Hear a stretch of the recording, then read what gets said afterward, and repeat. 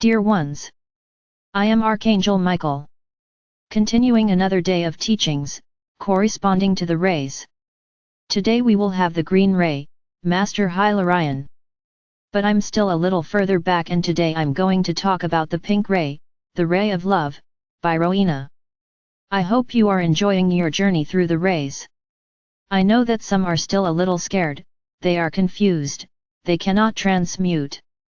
I keep telling you, there is no end time, nor is there a deadline. It is a journey that you will take, until you manage to transmute everything. I have noticed that many of you have felt physical pain, sudden discomfort during meditation, which is often taking you out of balance. What this means?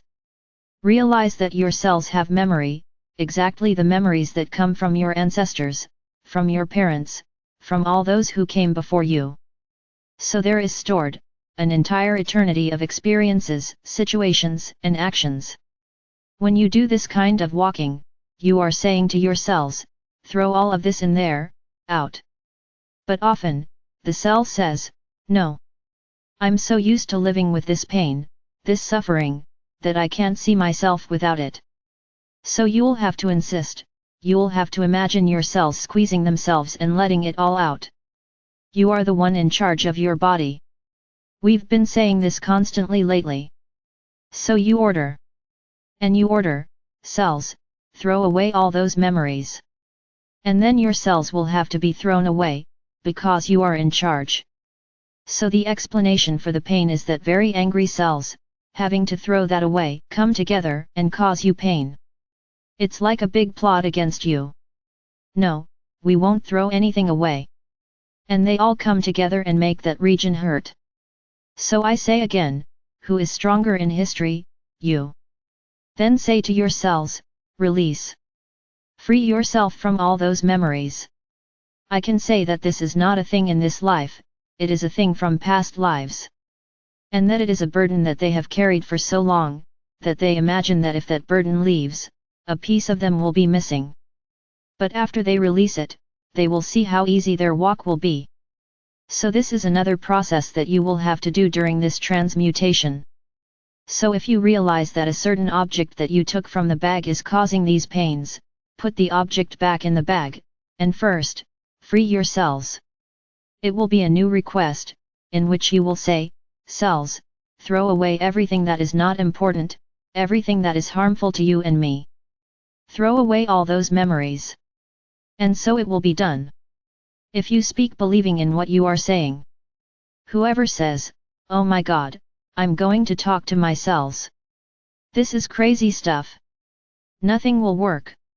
Either you start to believe what I say, or stop halfway. As far as I know, I'm not crazy, and I wouldn't be passing anything on to you that wasn't real and true. So there is no fun, there is no crazy, there is no weirdness in the things I say. So stop ridiculing yourself, because you are ridiculing yourself, thinking that this is all something impossible, bad for you. Because for those who do it with faith, the pain will go away. Try doing this for other points on your body, even if they didn't appear during the walk in the rays. There is accumulated energy there, there is something that makes your cells not work correctly. Get rid of it. You can do this, with every part of your body where there is a problem. See that part emptying, see anything coming out of there, a black liquid, a yellow liquid, whatever color you want, as long as you understand that what is coming out is something harmful to your bodies. So I'm looking to heal my body. Yes. And if you do it with a lot of faith, you will be cured. Because this is nothing more than an imbalance, which came from your soul and which your cells do not know how to manipulate. So try to do that.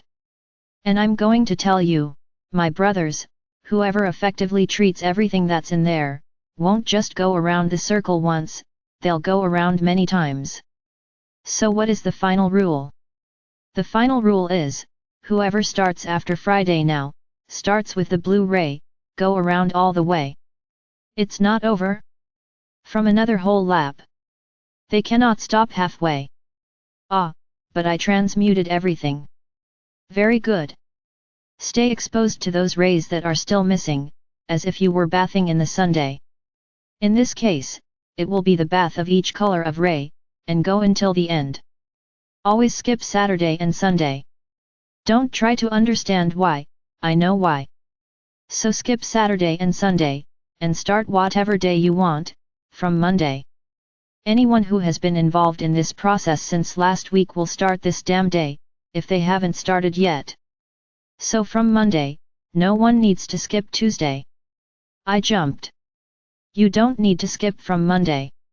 Now Saturday and Sunday, no. Was I clear? I hope so. So my brothers, the journey is still long. And you will continue doing it, until you eliminate everything. Then let's say you finished the walk, transmuted everything and suddenly, oh, I forgot, I had something else to transmute. No problem, start again with the blue ray, transmute and walk through the other 6 rays. You can do this, my brothers, for as long as you want. Ah, can I keep my whole life walking through lightning? Would be wonderful. Would be wonderful. Program in your calendar, each day what color it will be, and follow the time you want. It will be wonderful. I'm just going to tell you that this is still a walk of transmutation. So I'm going to give it 3 laps, so that everyone can transmute as much as possible. At the end of these 3 laps, I will give you some more gifts.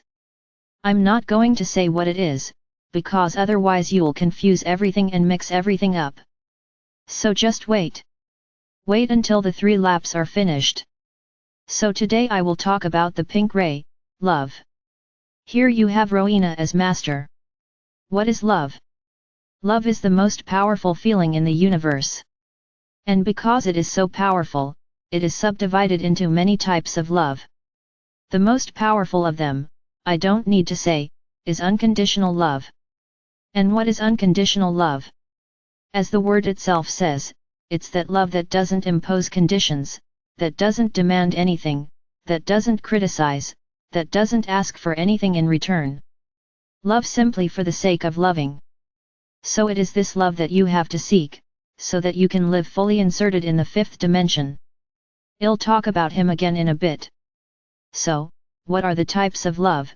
We have the love of a friend, we have the love of a brother, the love of a father, the love of a mother, the love of a child, the love for relatives, the love for humanity, the love for the planet, the love for animals, the love for plants, the love for food, the love for your home, your possessions, the love for your enemies.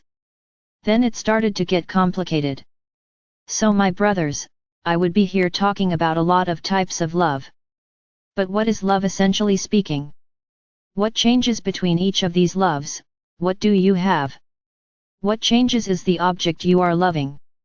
I'm going to call it object here to make it easier. So what changes is your feeling, the intensity towards that object, the focus of your love. So you love your mother and you always expect affection and love from her. He expects her to satisfy all his desires. He expects her to carry him in her arms his entire life. In other words, you want to lie in a hammock all your life, and your mother does everything for you. This is not love, this is dependence, created by the mother herself. I will make a reservation. Often, the soul itself comes with this feeling. The mother understands, sets all the tasks, never lets herself be shaken, but that son just wants to live on the net, waiting for everything in his hands, totally dependent. So you don't have love for your mother, you have a creature that you look at and say, she will do everything I want. Your slave, love was very far away there. This is the same with the father, the situation is the same. So the object now is your grandparents. You like them, you respect them sometimes you find them boring due to their age. He doesn't have much patience. Don't you realize that one day you would also become old and could repeat the same things they are doing? So many of you also like the dependency on your grandparents. One of those open-hand grandparents, who give them a lot of gifts. So it's that love with interest, because patience with them, you have none. Both grandmother and grandmother. Uncles the same thing. Then I'll talk about cousins, the rest of the family. It is a love that will depend a lot on the degree of connection between you in life. If it's a very close-knit family, those cousins often become almost brothers. So brotherly love, what is love? Competitive, always wants to receive more than he or she, always wants to be in the center of attention, you always want to be the best. Everything in relation to the brother or sister. He doesn't admit to being beneath his brother. You don't understand that you are different souls and that each one has a different path. You may have chosen one path and he another. Understand, my brothers, I am not saying here that there is no love in these relationships. There is love, but it is not what prevails. What prevails is exactly what I'm talking about. And I will also admit, this is not a rule, this is the majority. There is a minority that is not like this, but the majority is. Very good then. Twins, brothers, fractals of the same soul, which were born at the same moment. Why? The higher self knows that that fractal alone would do nothing. He would be the one who would sit, the world collapsing around him, and he would sit there. Then another comes along, to make him move. Ah, but they are twin brothers, they are both identical. No, they're not, in soul fractal terms, they are not. And then you will ask me, and when a bunch comes together, everyone supporting each other. It's a desperate way for the higher self to make that fractal rise. Then a bunch comes together, so that one pushes the other. Very good. So now, let's talk about love for your partner. I am not defining the type of relationship here. Love the one you want to live your life with, you are in love with. That desperate passion that makes you forget about yourself, to think about others. You cancel yourself out, you take all your strength and give it to someone else. It's the passion. It's the worst kind of love. Because love is light, true love is balanced, it doesn't hurt. Passion hurts, passion unbalances, and I will tell you that passion rarely turns into balanced love. Because it is already born out of balance. You only see the other person, you want to spend 100% of your time with the other person. Your life has stopped, you can't think about anything else, you find yourself thinking about others all the time. What are you doing with your life? You are canceling yourself, you are losing your strength, giving them all to someone else. So this is the worst kind of love. The one who only asks. No, but when I love passionately, I am giving all of myself.